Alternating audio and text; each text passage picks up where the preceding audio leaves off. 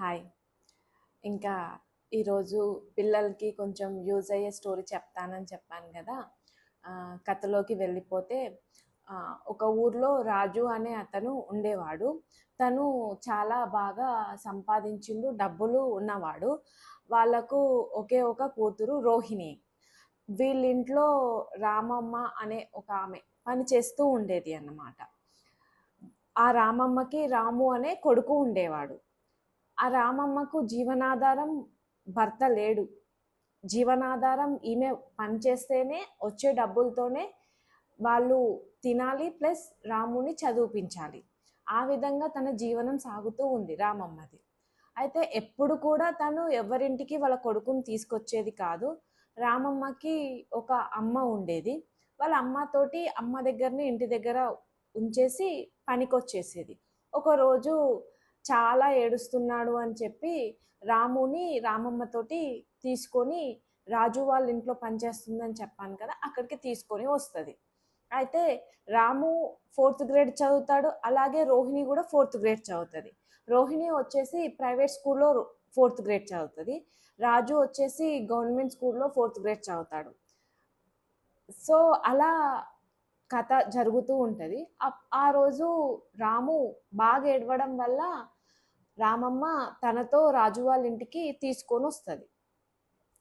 కొత్త ఇల్లు, విచిత్రంగా ఉంటుంది. ఎక్కడ చూసినా చాలా కొత్త కొత్తగా ఉంటుంది. రామమ్మ వాళ్ళ ఇల్లేమో పూరి గుడిస, చాలా చిన్నగా ఉంటుంది. ఇక్కడ చాలా పెద్దగా ఉంటుంది.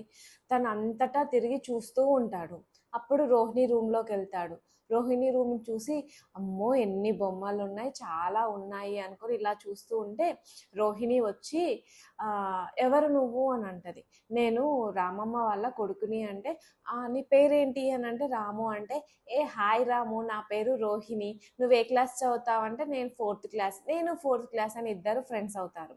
సో తనని తన రూమ్లో కూర్చోబెట్టి తన బుక్స్, తన బొమ్మలు చూపిస్తూ ఉంటుంది. అప్పుడు రోహిణి వాళ్ళ నాన్న వచ్చి చూసి ఎవరు నువ్వు అని అంటారు. అని అంటే నేను రామమ్మ వాళ్ళ కొడుకు రాముని అనగానే, ఎవరు నువ్వు, నువ్వు ఒక పని మనిషి కొడుకువి, నువ్వు నా కూతురు రూమ్లో కూర్చుంటావా, నీకు ఎంత ధైర్యం, అసలు నేను ఎవరు తొలకొచ్చారు అని గట్టిగా అరుస్తాడు రాజు. వెంటనే రామమ్మ పరిగెత్తుకొచ్చి చూస్తుంది. చూసి ఏమైంది అయ్యగారు అంటే, మీ కొడుకు చూడు నా కూతురు రూమ్లో కూర్చున్నాడు, నా కూతురి బొమ్మలతో ఆడుకుంటున్నాడు అని చెప్పి చెప్తారు. అప్పుడు రామమ్మ క్షమించండి అయ్యగారు, మా కొడుకుకు తెలియదు అంటే, ఇంకోసారి నీ కొడుకును మా ఇంటికి తొలకరావద్దు అని చెప్పి గట్టిగా రాజు వార్నింగ్ ఇస్తాడు.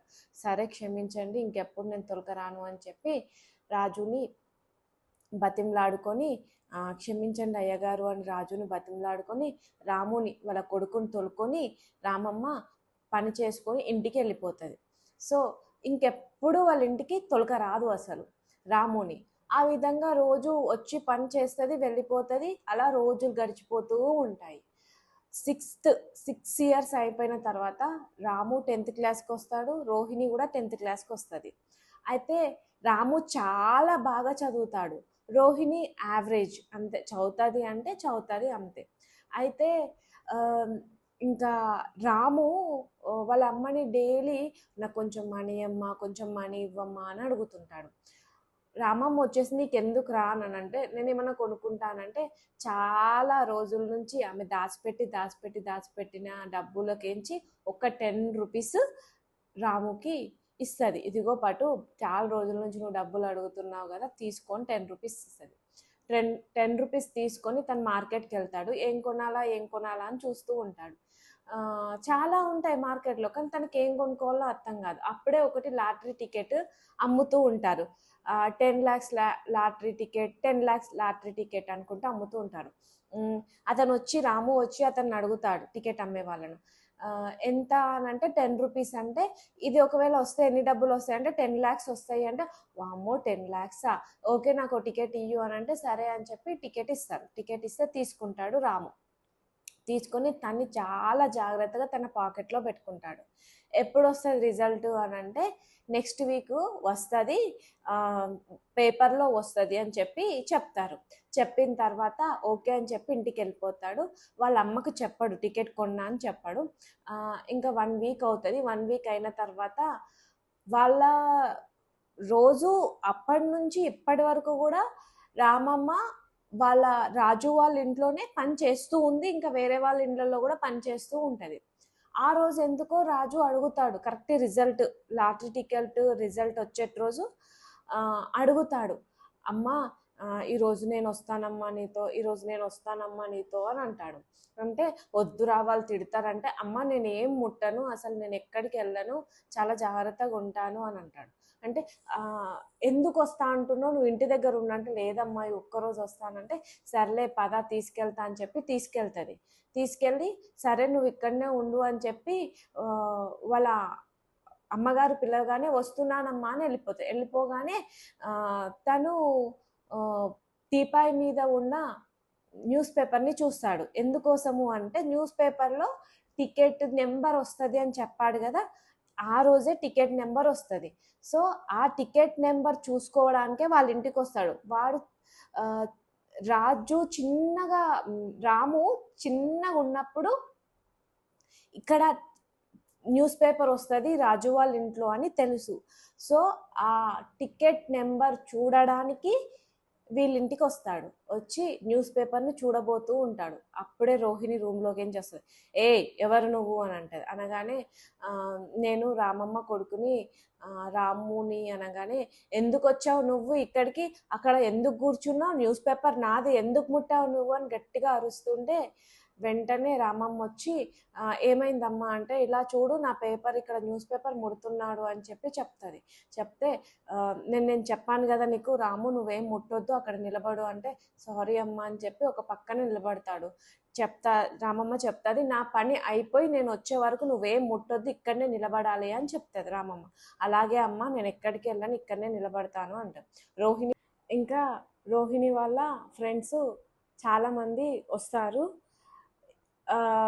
సోఫాలో కూర్చుంటారు. కూర్చొని రోహిణి నువ్వు మొన్న కొన్న లాటరీ టికెట్ నెంబర్ ఈరోజు వచ్చింది, నెంబర్ చూద్దామా అని చెప్పి అంటారు. అంటే సరే అని చెప్పి వాళ్ళు న్యూస్ పేపర్ తీసి నెంబర్ చూస్తూ ఉంటారు. గట్టిగా నెంబర్ కౌంట్ చెప్తూ ఉంటారు. నెంబర్ ఏ నెంబర్ వచ్చిందని నెంబరు చెప్తూ ఉంటే రాము మెల్లిగా తన పాకెట్లకించి తన దగ్గరున్న లాటరీ టికెట్ని తీసుకొని చూస్తూ ఉంటాడు నెంబర్స్. వాళ్ళు చెప్పిన ప్రతి ఒక్క నెంబర్ ఉంటుంది. లాస్ట్ నెంబర్ వరకు అన్ని నెంబర్స్ ఉంటే, యాహూ అమ్మ మనకు లాటరీ వచ్చిందమ్మా అని చాలా గట్టిగా అరుస్తాడు. వెంటనే రామమ్మ పరిగెత్తుకుంటూ వచ్చి ఏమైంది అంటే, అమ్మ మొన్న నాకు 10 రూపీస్ ఇచ్చావు కదా, ఆ 10 రూపీస్తోని నేను లాటరీ టికెట్ కొన్నాను, లాటరీ టికెట్ మనకే వచ్చిందమ్మా అని చెప్పి టికెట్ చూపిస్తాడు. అంత లోపలనే ఇదంతా జరగడం రాజు గమనిస్తూ ఉంటాడు. రాజు వచ్చి ఏది లాటరీ టికెట్ చూపెట్టు అంటే చూస్తే ఇస్తాడు. ఇస్తే 2 క్రాస్ చెక్ చేసుకుంటే కరెక్ట్గానే నీకే వచ్చింది, కంగ్రాట్స్ రాము అని చెప్పి చెప్తాడు.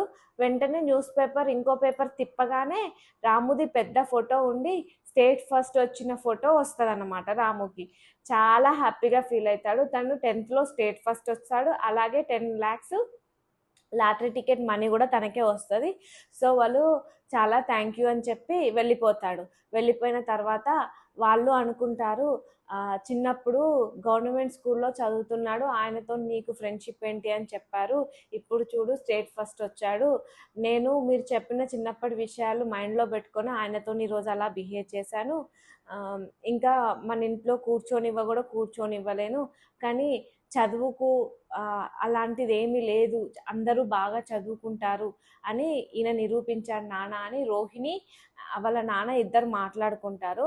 నెక్స్ట్ డే రామమ్మ వస్తుంది. వచ్చి చాలా థ్యాంక్ యూ రోహిణమ్మ అని చెప్తుంది. ఎందుకమ్మా అంటే, మీరు అలా లాటరీ టికెట్ నేను చెప్పడం వల్లనే మాకు లాటరీ టికెట్ వచ్చింది అని తెలిసింది, అలాగే మా రాము స్టేట్ ఫస్ట్ వచ్చాడు అని తెలిసింది. నిన్న నైట్ ఒక కాలేజ్ వాళ్ళు వచ్చారు, పట్నం నుంచి ఒక కాలేజ్ వాళ్ళు వచ్చి మా రాముని వాళ్ళ కాలేజ్లో చదివిపించి తన చదువు మొత్తం అయిపోయే వరకు వాళ్ళే చదివిపిస్తానని చెప్పారు, అలాగే జాబ్ వచ్చే వరకు వాళ్ళే చూసుకుంటానని చెప్పి తొలకపోతామని చెప్పారంటే, మరి రాము ఏడి తొలక రాలేరు అని అంటే, ఇంకా మీ ఇంటికి తొలక రాను, వాడు ఎక్కడైనా కూర్చుంటే మళ్ళీ మీకు కోపం వస్తుంది, తిడతారు అని చెప్పి ఈ విషయం నేనే చెప్పి ఇంకా పని మానేద్దాము, మా రాము చెప్పాడు, అమ్మ డబ్బులు వచ్చిన తర్వాత చిన్నగా వ్యాపారం పెట్టుకుని నీది నువ్వు చేసుకో అమ్మ, ఎక్కడ పనికెళ్ళకు, ఇంటి దగ్గరనే ఉండు అని చెప్పాడు. అదే విషయం చెప్దాము, అలాగే మీకు ధన్యవాదాలు చెప్దాము అని వచ్చాను అని చెప్తుంది రామమ్మ. రామమ్మ చాలా సంతోషంగా ఇంటికి వెళ్ళిపోతుంది.